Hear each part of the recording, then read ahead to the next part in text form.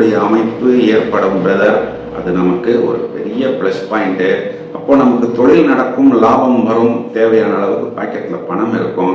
யார்கிட்டையும் பெருசாக போய் கடன்லாம் வாங்க வேண்டிய ஒரு அமைப்பு ஏற்படாது. இப்போ எதையோ விட்டது போல இழந்தது போல தானே நம்ம இத்தனை நாள் இருந்தோம். இனி நமக்கு அந்த ஒரு அமைப்பு அப்படிங்கிறது ஏற்படாது. 2ஆம் வீட்டுல சுக்கிரன் இருக்கும் பொழுது பொதுவா நம்ம நம்மளுடைய வார்த்தைகள்ல ஒரு அட்ராக்ஷன், ஒரு ஈர்ப்பு அப்படிங்கிறது ஏற்படும். ஆனா இந்த 2ஆம் இடத்தில் இருக்கக்கூடிய சுக்கிரனை 8ஆம் இடத்தில் இருக்கக்கூடிய சனி பார்க்கிறார்.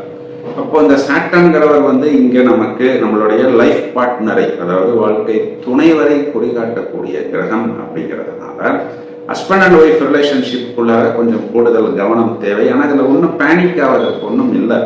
ஏன் அப்படின்னா இங்கு சாட்டனை குரு பார்க்கிறார்.